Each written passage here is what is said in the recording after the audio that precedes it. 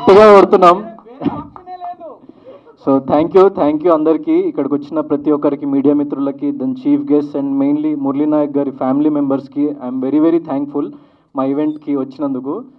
So నేను నా స్పీచ్ని 3 పార్ట్స్గా నేను డివైడ్ చేసి చెప్పబోతున్నా. First is solo boy film గురించి. సో సోలో బాయ్ సినిమా అన్నది ప్రతి ఒక్క మిడిల్ క్లాస్ వ్యక్తి వాళ్ళ లైఫ్లో వాళ్ళు ఎక్స్పీరియన్స్ చేసే ఒక సిచ్యువేషన్స్ ఎలా ఉంటాయని చెప్పేసి దాన్ని ఒక నిజ జీవితాన్ని ఆధారంగా తీసుకొని తీసిన ఒక ఫిలిం.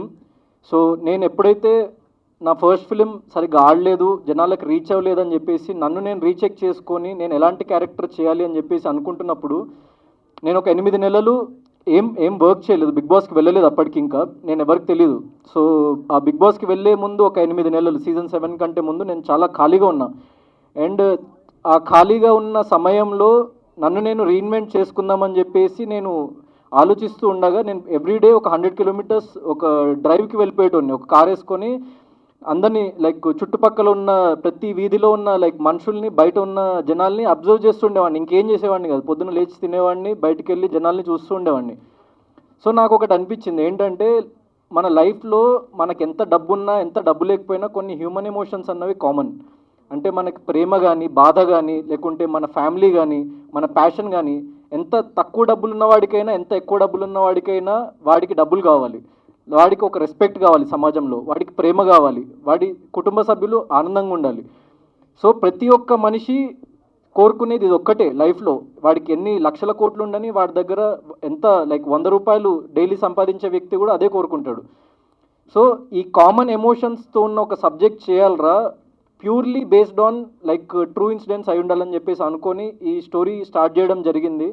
దాని తర్వాత సతీష్ అన్నకి చెప్పగానే లైక్ వెంటనే ఒకటే సిట్టింగ్లో, he is the first producer I went to, and ఆయన ఒక్కటే సిట్టింగ్లో ఓకే చేసేసిండు. హ్యాట్స్ ఆఫ్ అన్న, ఎందుకంటే దట్స్ ప్యూర్ ప్యాషన్. ఎందుకంటే చాలామంది లెక్కలేసుకుంటూ ఉంటారు, లాజికల్ వెతుకుతూ ఉంటారు, ఈ హీరోకి మార్కెట్ లేదు, ఆ హీరోకి మార్కెట్ లేదని వినిపిస్తూ ఉంటుంది. ఒక సినిమా చేయకపోతే మార్కెట్ ఎట్లా వస్తుంది ఫస్ట్? సో సింపుల్ లాజిక్ కదా. సో అది నమ్మి, అది ఆయన దృఢమైన నమ్మకం. అంటే ఎప్పుడైనా కొత్త వాళ్ళే ఒక చిన్న బడ్జెట్లో లైక్ చేయాలి, ఒక మంచి ఫిలిం చేసి అది సక్సెస్ కొడితే అప్పుడు అది 100 తరాలకి కానీ ఒక లైక్ మన ఇండస్ట్రీలో, ఫిల్మ్ ఇండస్ట్రీలో ఒక ముద్ర ఉండిపోతుంది. ఒక బయట నుంచి వచ్చి ఫిల్మ్స్ తీయాలి, ఏ ఫిల్మ్ బ్యాక్గ్రౌండ్ లేకుండా అనుకునే వాళ్ళకి ఒక ఇన్స్పిరేషన్గా నిలుస్తుంది అని చెప్పేసి మా టీంలో ఉన్న ప్రతి ఒక్క వ్యక్తి అదే నమ్మిండు. కాబట్టి ఈ ఫిలిం ఈరోజు ఇక్కడ ఇంత అద్భుతంగా, ఏ ఇండస్ట్రీ బ్యాక్గ్రౌండ్ లేకుండా, I can proudly say no big producer, no big director, no big actor, no one, కానీ ఈ ఫిలిం ఇంత ఎక్స్ట్రాడినరీగా చేసిండ్రు. So I'm not the hero of this film, content is the hero of this film. So అలాంటి సబ్జెక్టే చేయాలనుకున్న, కంటెంటే hero అవ్వాలి, నేను లాస్ట్ ప్రయారిటీ అయి ఉండాలని చెప్పేసి నమ్మి మేము మా టీం అంతా నమ్మి చేసినాము. సో ఈ ఫిలింలో నేను చెప్తున్నా కదా, ఈ ఫిలిం ఎంత బాగుంటుంది అంటే, ఈ ఫిలింలో నేను కాకుండా ఇంకెవరు యాక్ట్ చేసినా కూడా ఈ ఫిలిం అంతే బాగుంటుంది, అంతే హిట్ అవుతుంది. సో ఆ క్రెడిట్ నాకు 0%, నేను చెప్తున్నా, not even 1%, 0%. And I'm very happy that I did this film, and I'm feeling very lucky that I did this film. ఎందుకంటే ఒక చిన్న యాక్టర్ని పెద్ద యాక్టర్ చేయగలిగే కెపాసిటీ ఉన్న ఫిల్మ్ ఇది. So I'm very very happy. ఈ ఫిలిం గురించి వచ్చేసరికి, సో సతీష్ అన్న అండ్ డైరెక్టర్ నవీన్ గారు వచ్చేసి వెరీ వెరీ కామ్ గోయింగ్. మీరు లాస్ట్ ఈవెంట్ చూసుకుని ఉంటే అసలు ఏం మాట్లాడలేదు, ఇప్పుడు ఇంకా స్లోగా ప్రమోషన్స్లో పడి ఆ ఫైర్ బయటకు వస్తుంది. సో అది ఇంకా 1% ఆయనలో ఉన్న ఫైర్ మీరు ఆన్ స్క్రీన్ చూసిండ్రు. సో కంటెంట్ని నమ్మండి. సో మా మాటలు అవన్నీ సెకండరీ. సో కంటెంట్ని నమ్మండి, ట్రైలర్ చూడండి. అండ్ ఇది ఒక చిన్న ఫిలిం, మాకు ఏదో లక్షలు కోట్లు ప్రమోషనల్ బడ్జెట్ ఉండదు. మీకు నిజంగా నచ్చుంటే, మీరు ఒక మిడిల్ క్లాస్ వ్యక్తి అయి ఉంటే, మీరు కనెక్ట్ అయ్యి ఉంటే, ఒక 50 మందికి మీ వాట్సాప్లో ఇది ట్రైలర్ షేర్ చేయండి, వాళ్ళని ఇంకో 50 మందికి షేర్ చేయమని చెప్పేసి చెప్పండి. ఎందుకంటే అది మీకు ఫ్రీ ఆఫ్ కాస్టే, కానీ మాకు అది జీవితం. సో మీకు నిజంగా నచ్చుంటే మాత్రం ఖచ్చితంగా ఈ పని చేయండి నా కోసం. నాకు సపోర్ట్ చేసి ఓట్ చేసిన ప్రతి ఒక్కళ్ళు బిగ్ బాస్లో ఉన్నప్పుడు రన్నరప్ అయినా అని చెప్పేసి నేను ఫీల్ అయినా కూడా బయటకు వచ్చి చూసిన తర్వాత ఎంతమంది జనాదరణ పొందిన అని చెప్పేసి నేను చాలా సంతోషపడ్డా. వాళ్ళందరికీ చెప్తున్నా, సో నాకు బిగ్ బాస్లో ఉన్నప్పుడు మీరు విపరీతమైన ఓటింగ్ చేసిండ్రు. లైక్ నేను బయటకు వచ్చిన తర్వాత వీడియోస్ కానీ, మీమ్స్ కానీ అవన్నీ చూస్తుంటే లైక్ నేను అసలు చాలా సంతోషపడ్డా అనమాట. నాకు కప్పు రావడం రాకపోవడం, బిగ్ బాస్ అన్నది చాలా జస్ట్ ఒక 1% ఆఫ్ మై లైఫ్, కానీ అక్కడ సంపాదించుకున్న ప్రజలన్నది నాకు 100%. ఎందుకంటే ఒక చిన్న యాక్టర్గా వచ్చినప్పుడు, ఒక ఇండస్ట్రీ బ్యాక్గ్రౌండ్ లేకుండా వచ్చినప్పుడు నేను మీలోనే లైక్ ఎన్నో సినిమా ట్రైలర్స్, ఎన్నో సినిమా లాంచ్ ఈవెంట్స్కి ఇక్కడ ఇదే ప్రసాద్ ల్యాబ్స్లో మీరు కూర్చున్న అదే సోఫాలో కూర్చొని నేను చూసిన. మీకు నాకు డిస్టెన్స్ ఒక 10 ఫీట్లు కూడా లేకపోయి ఉండొచ్చు, కానీ నాకు ఈ డిస్టెన్స్ కవర్ చేయడానికి 25 ఏళ్ళు పట్టింది.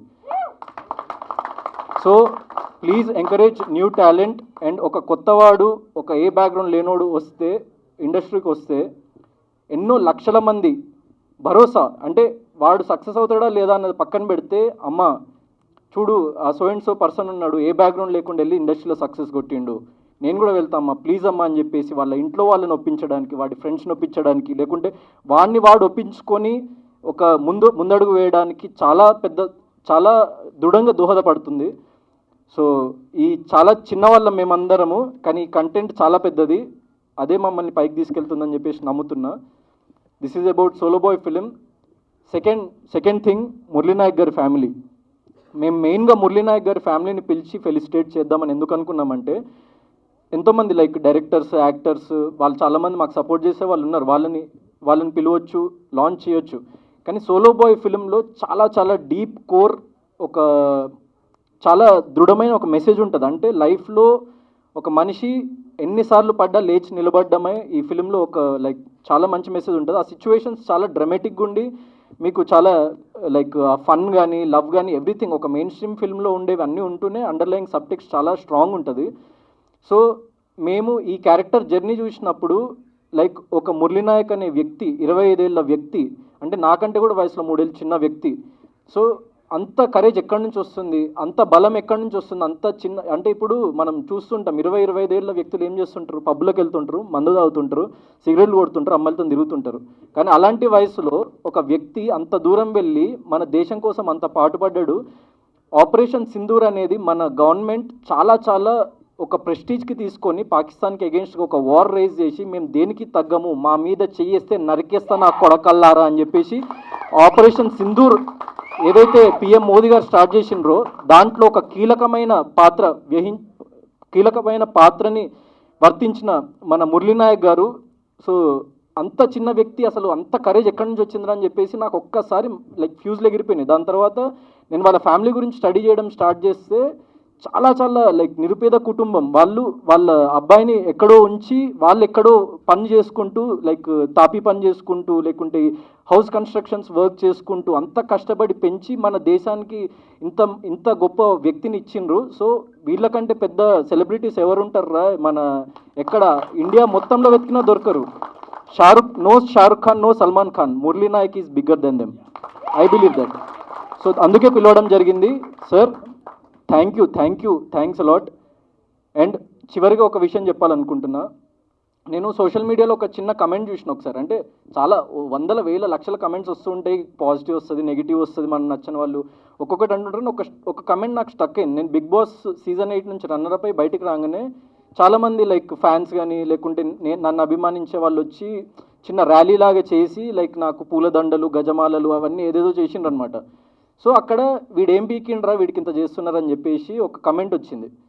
సో నేను ఆలోచించిన, అవును కదరా నేను ఏం పీకిన లైఫ్లో, నాకెందుకు ఇదంతా అని చెప్పేసి ఎప్పుడైతే మురళీనాయక్ గారి లైక్ చావు వార్త విన్నానో అక్కడ నేను ఇన్ని సంవత్సరాలు బ్రతికిన ఏదైతే లైఫ్ ఉందో ఒక్కసారిగా నాకు మనం బ్రతుకుతుంది కరెక్టేనా, లేకుంటే మనము నార్మల్ కామన్ పీపుల్ నుంచి ఇంత దూరం వచ్చినాం, మనల్ని ఇంత దూరం తీసుకొచ్చిన వాళ్ళు ఎవరు అని చెప్పేసి ఒక్కసారిగా ఆలోచించిన. సో నాకు ఏ సెలబ్రిటీ సపోర్ట్ చేయలేదు సార్, ఏ ప్రొడక్షన్ హౌస్ సపోర్ట్ చేయలేదు, ఏ పెద్ద డైరెక్టర్ సపోర్ట్ చేయలేదు, ఆడియన్స్ సపోర్ట్ చేసిండ్రు. ఆడియన్స్ నన్ను ఇక్కడ వరకు తీసుకొచ్చిండ్రు. సో నేను నన్ను అభిమానించిన ప్రతి ఒక్క ప్రేక్షకుడి కోసం ఏదో చేయాలన్న ఆలోచన తిరుగుతున్నప్పుడు మురళీనాయక్ గారి ఈ ఇన్సిడెంట్ జరిగింది. దాని తర్వాత నేను ఇంకా బలంగా ఆలోచిస్తూ ఏదైనా స్ట్రాంగ్గా మనము ఒక పెద్ద ఈవెంట్ నా లైఫ్లో నెక్స్ట్ బిగ్ ఈవెంట్ ఏదైతే ఉంటుందో అక్కడ ఇది అనౌన్స్ చేద్దామని చెప్పేసి నేను ఫిక్స్ అయినా. అదేంటంటే సమవర్తి అనే ట్రస్ట్, అది ఒక నాన్ ప్రాఫిట్ షో ద్వారా నేను సంపాదించిన ప్రతి ఒక్క రూపాయి నుంచి 50 పైసలు దానికి డొనేట్ చేద్దాం అనుకుంటున్నా, మీ కామన్ పీపుల్ కోసం. అండ్ దాంట్లో ఫస్ట్ డొనేషన్ నా బిగ్ బాస్లో నేను సంపాదించింది, నన్ను చాలామంది అడిగింది ఎంత రెమ్యూనరేషన్ సంపాదించాను, 30 లక్షలు సంపాదించింది సార్ నేను 10 వారాల నుండి. 15 లక్షలు సమవర్తి ట్రస్ట్కి నేను ఉన్న పలంగా నేను దానికి డొనేట్ చేస్తున్నా. అండ్ దాంట్లో ఫస్ట్ డొనేషన్ మురళీనాయక్ గారి ఫ్యామిలీకి 1,00,000 రూపీస్ సభాముఖంగా ఇస్తున్నా. Please come sir. అండ్ ఈ సమవర్తి అనే ట్రస్ట్ ఏంటి అంటే, నేను నా సోషల్ మీడియాలో ప్రతి మంత్ 1st తారీఖు రోజు ఆ ట్రస్ట్ ద్వారా నేను ఎంత డొనేట్ చేసిన అన్నది నా సోషల్ మీడియా హ్యాండిల్లో ఉంటుంది. నా సోషల్ మీడియా హ్యాండిల్లో ఉన్న ఈమెయిల్ ఐడిని మీరు డైరెక్ట్గా క్లిక్ చేస్తే అక్కడ వస్తుంది. అక్కడ మీరు సమవర్తి అని సబ్జెక్ట్ టైప్ చేసి మీకున్న ప్రాబ్లం ఏంటో చెప్పండి. నేను ఈ ప్రపంచంలో ఉన్న అందరి వ్యక్తుల ప్రాబ్లమ్స్ తీర్చగలిగే అంత గొప్పవాడిని కాదు, అంత ఆస్తిపాస్తులు నా దగ్గర లేవు. కానీ నా శాయశక్తుల నేను సంపాదించిన ప్రతి రూపాయి, అది రూపాయి అయితే 50 పైసలు డొనేట్ చేస్తా, అది 1 కోటి రూపాయలు అయితే 50 లక్షలు డొనేట్ చేస్తా, అది 100 కోట్లు అయితే 50 కోట్లు డొనేట్ చేస్తా, అది 1,00,000 కోట్లు అయితే 50,000 కోట్లు డొనేట్ చేస్తా. నేను బ్రతుకున్నంత కాలం, నేను చచ్చే వరకు 1,00,000 మందికి ఈ ట్రస్ట్ ద్వారా సహాయం అందాలి అన్నదే నా కోరిక. నిజంగా నా మాట నిలబెట్టుకోకపోతే మీడియా ముందు చెప్తున్నా, సోషల్ మీడియాలో కానీ మీడియాలో కానీ నన్ను ఏకిపారేయండి. నేను నా సినిమాలు కూడా చూడకండి తర్వాత కావాలంటే. నేను నా మాట మీద నిలబడి చూపిస్తా. Thank you.